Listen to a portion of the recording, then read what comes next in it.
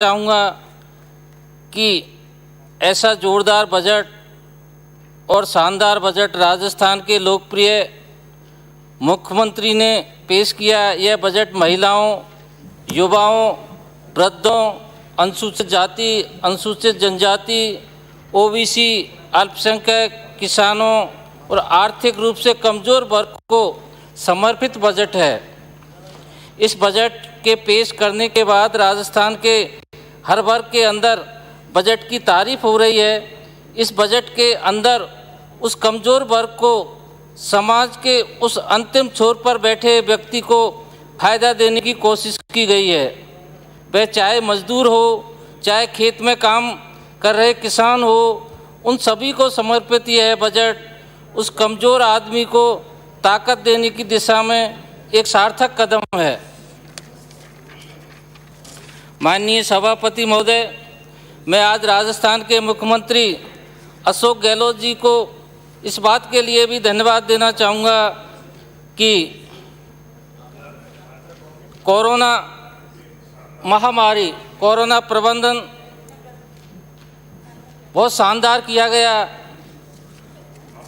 Corona प्रबंधन के रूप में महामारी ने प्रदेश की ही नहीं बल्कि संपूर्ण देश की अर्थव्यवस्था को झकझोर दिया, लेकिन माननीय मुख्यमंत्री जी द्वारा वीडियो कॉन्फ्रेंसिंग के माध्यम से राजनीतिक दल हो, विधायकगण हो, धर्मगुरु हो, उद्योगपति हो, एनजीओ हो, चिकित्साकर्मी हो आदि सहित सभी स्टॉक होल्डर्स से 109 बार निरंतर संवाद किया तथा किसी भी स्तर पर कोई कमी ना रह जाए, इसके लिए संबंधित विभागों के साथ 210 से अधिक कोविड समीक्षा बैठकें की।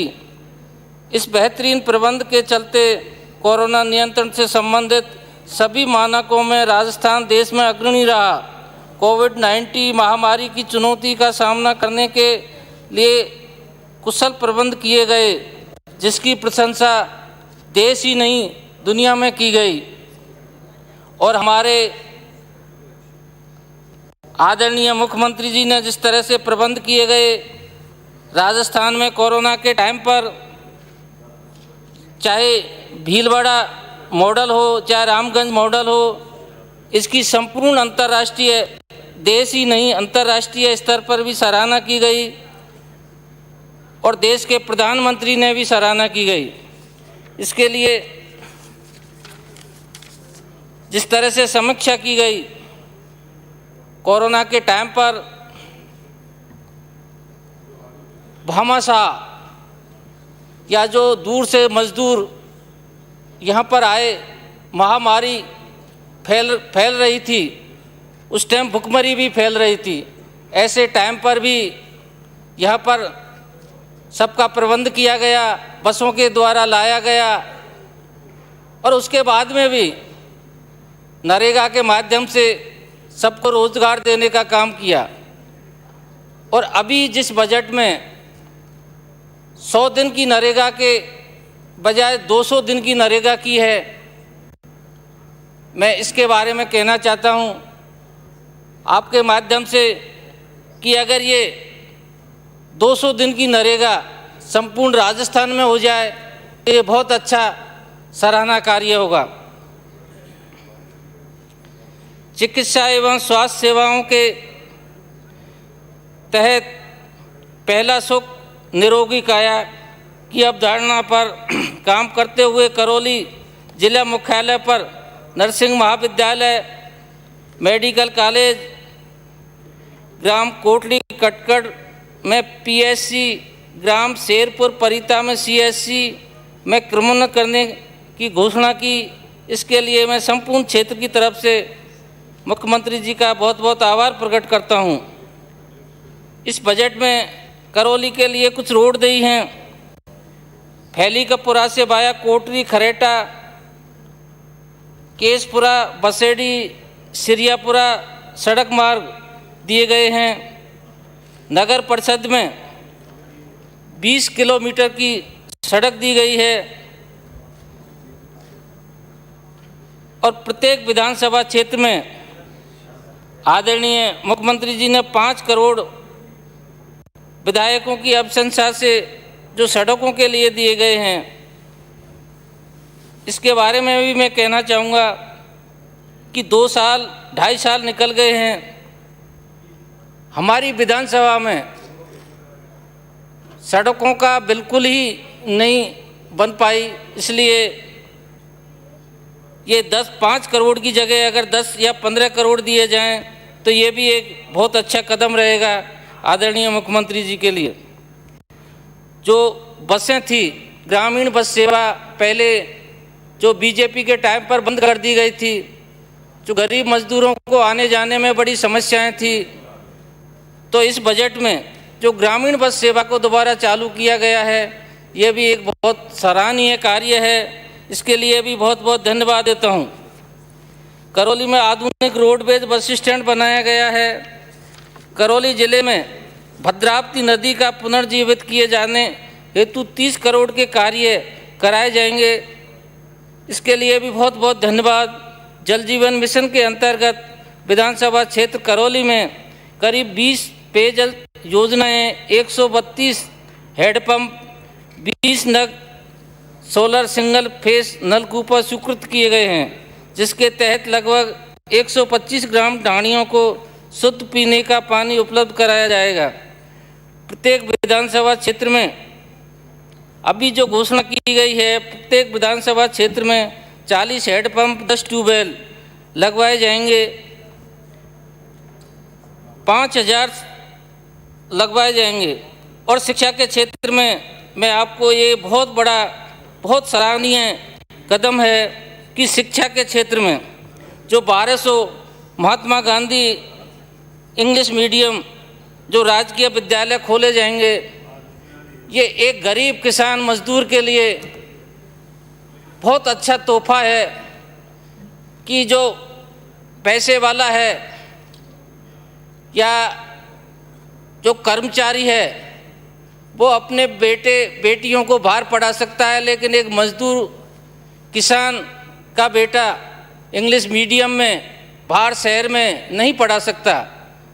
तो ये जो काम किया गया है शिक्षा के रूप में इंग्लिश मीडियम का, एक गरीब का बच्चा भी पढ़ सकता है, ये बहुत सराहनीय कार्य है। इसके लिए आदरणीय मुख्यमंत्री जी को मैं बारंबार धन्यवाद देता हूँ। और करौली में वाहनों की तकनीकी जांच की गुणवत्ता सुनिश्चित करने हेतु करौली में ऑटोमेटिक फिटनेस जांच केंद्र स्थापित किया जाएगा। एक हमारी सबसे बड़ी एक समस्या है, उस समस्या को आदरणीय मुख्यमंत्री जी ने बजट में भी रखा है। ईस्टर्न कैनाल परियोजना पूर्वी राजस्थान के 13 जिले की जीवनदायिनी परियोजना है और 34,000 करोड़ रुपए की लागत की ये परियोजना है। पूर्वी राजस्थान नहर परियोजना ERCP को धरातल पर लाने के लिए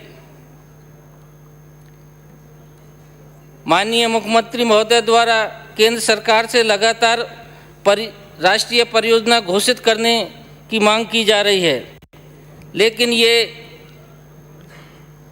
केंद्र सरकार और हमारे जो राजस्थान की जनता ने बड़ी उम्मीदों को लेकर चुनकर जो लोकसभा में भेजे हैं 25 हमारे जो सांसद, लेकिन जब केंद्र का बजट आया तो राजस्थान के लिए कोई भी उसमें घोषणा नहीं थी। सिर्फ पुरानी जो संस्थाओं को बेचने के अलावा उसमें कोई कार्य नहीं, कोई घोषणाएं नहीं की गई।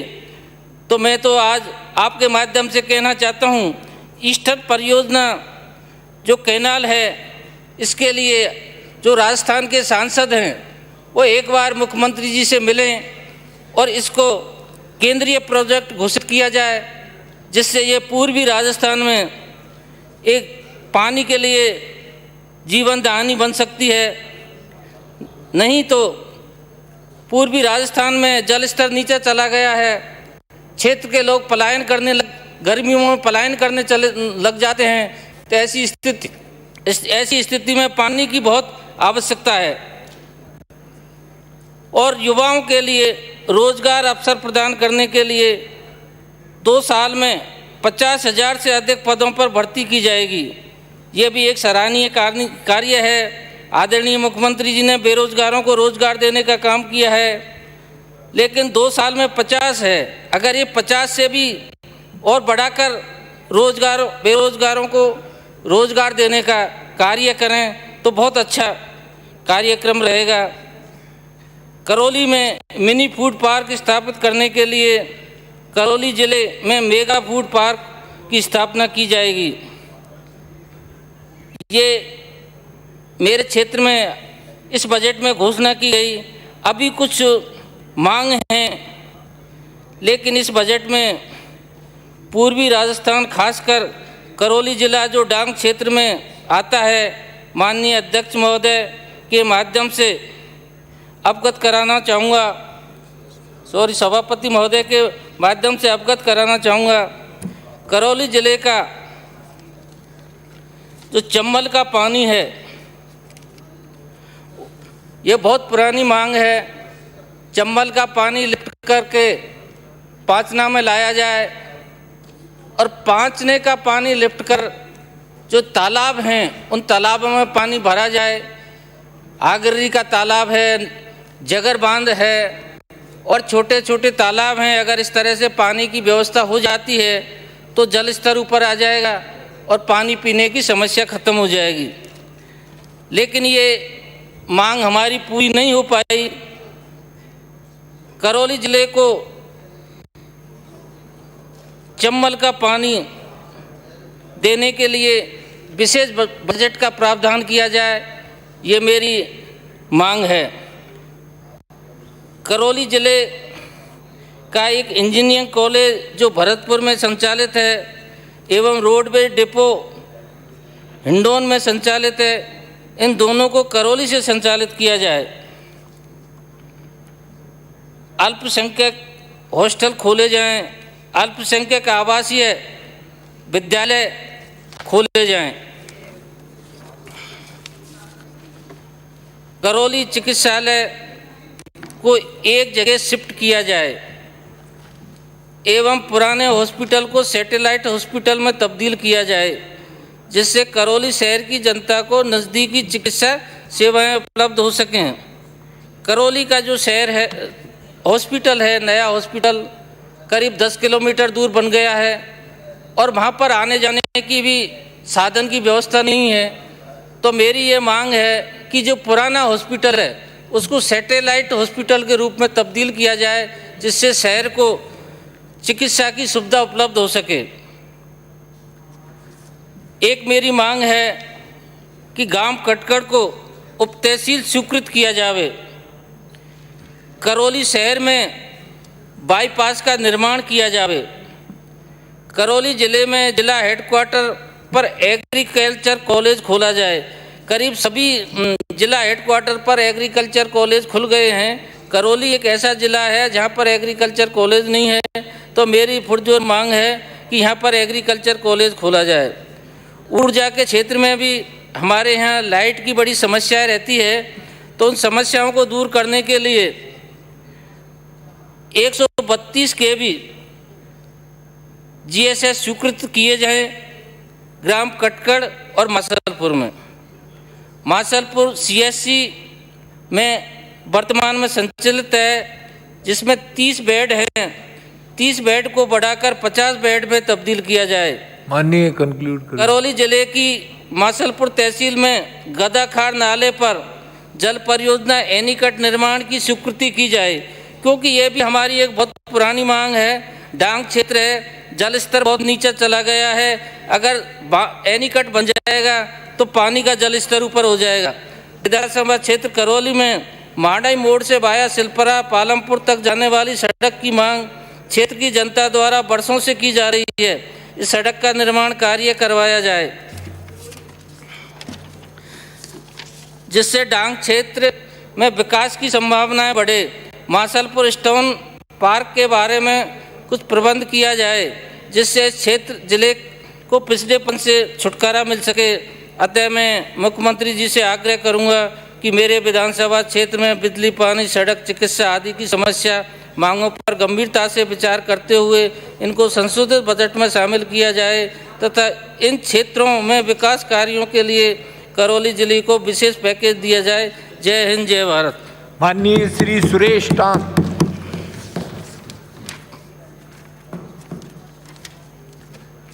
माननीय सभापति महोदय, आपने मुझे बजट पर बोलने का मौका दिया, इसके लिए आपका बहुत बहुत धन्यवाद। माननीय सभापति महोदय, मैं सर्वप्रथम राजस्थान के यशस्वी मुख्यमंत्री, लोकप्रिय मुख्यमंत्री महोदय का आभार प्रकट करना चाहता हूं, जिन्होंने इस संकट के समय, जब पूरा विश्व, पूरा देश, हमारा पूरा राज्य कोरोना संक्रमण से ग्रसित चल रहा है, उसके बावजूद एक ऐसा अकल्पनीय बजट प्रस्तुत करना निश्चित रूप से उनकी भावनाओं को इंगित करता है कि वो पूरे मन के साथ ये चाहते हैं कि हमारा राजस्थान अग्रणी प्रदेश बने और हमारे यहाँ पे रहने वाले सभी लोग खुशहाल हो। ये बजट अपने आप में एक ऐसा माइलस्टोन साबित हुआ है जिसकी पूरे देश में प्रशंसा हो रही है। ऐसे काल में बड़ी हिम्मत के साथ ये बजट पेश किया है, ये सराहनीय बात है।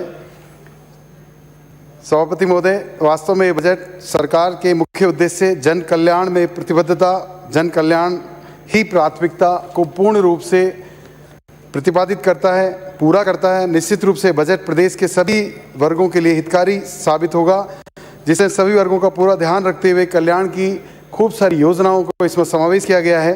सभापति महोदय, इस बजट की विशेषता यह है कि इसमें मजदूर, स्ट्रीट वेंडर, सर्विस क्लास लोग, सभी लोगों का समावेश करते हुए सभी युवाओं के लिए एक विशेष पैकेज बनाया गया है और उनका जीवन स्तर सुधारने का पूरा ख्याल रखा गया। साथ ही माननीय मुख्यमंत्री महोदय ने इस बजट में बाल विकास, शिक्षा, चिकित्सा, कौशल, रोजगार, उद्योग, पशुपालन, कृषि, सभी कर्मचारी आदि के लिए कई